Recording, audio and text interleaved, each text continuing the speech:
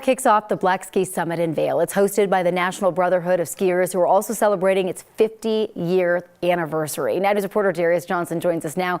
Darius, you have a special guest with you who brings diversity to the mountains every month. Hey there, Corey. Good morning. Yes, I'm joined by a Denver native and a pastor. He is part of an organization that is also heading up their own efforts to diversify the mountains. Joining me this morning is Quincy Shannon, who you also may know on the streets as Q, or Q the Q. That's what I call him. Quincy, thanks for joining us this morning. I'm laughing because everyone said you are always up, you're always around, and you always have a smile on your face.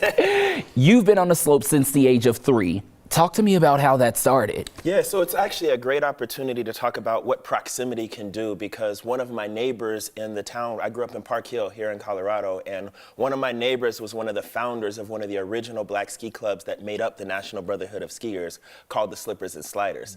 And so because of being in such close proximity to that individual, and my mother being one who had skied using the Eskimos program as a child, I had an opportunity to learn how to ski really early and have very fond memories of getting on a bus really early in the morning on Saturday or Sunday mornings and riding that bus up to the mountains. Matter of fact, my first girlfriend was somebody who I met on the back of one of those buses on my way going skiing. And so skiing has always held a very close part of my life because it made up so much of my childhood. And that's the reason that you founded Ski Noir 5280 back in 2018. Talk to me a little bit about the mission for that organization. Yeah, so what I found was coming back from college, not a lot of my friends were skiing or snowboarding. Matter of fact, many of them weren't even going up to the mountains.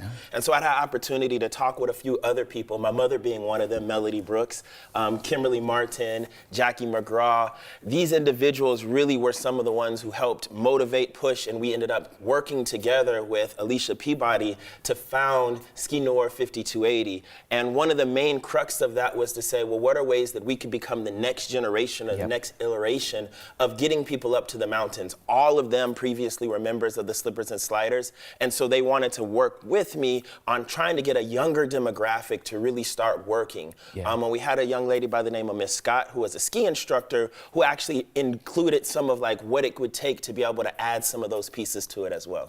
Really fast, we have about a little bit more than a minute left. I want people to go ahead and take a look at some of this video. In addition to that, my friends and I and a lot of other people have been able to participate in Slide Through Saturdays.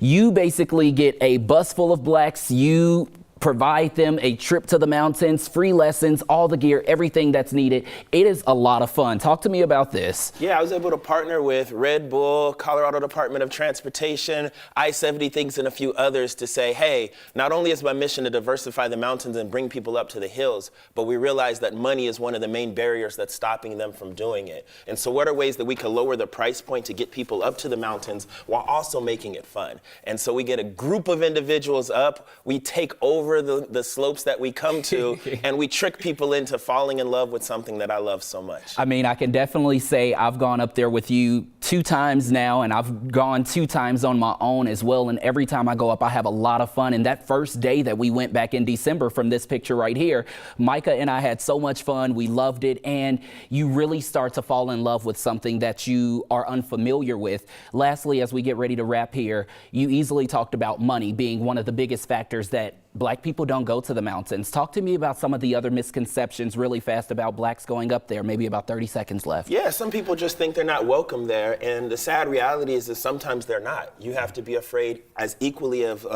white supremacy as you do as a mountain lion. And so we have to work on the ways to make it more acceptable, more welcoming. And one of the misconceptions is that you should not be there. It's red lines still. And we're saying we're breaking through those red lines. We're coming through. And not only are we coming by ourselves, we're coming with a group. So get ready for us. All right. I'm sure you're planning the next trip already. I'm sure there'll be one by the end of the month. We'll get all the information on the website. Q, I really appreciate you so much. Corey, back to you. Yeah, Q the Q, you are amazing. Look, just take his shot. Yeah, I'm so proud of you for skiing. That's so great. You've been up, what, 4 times now? Yeah. I have, yeah.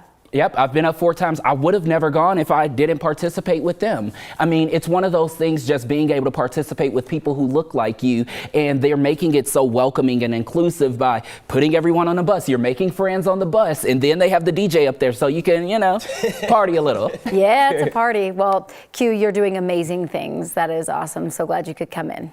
Thank you.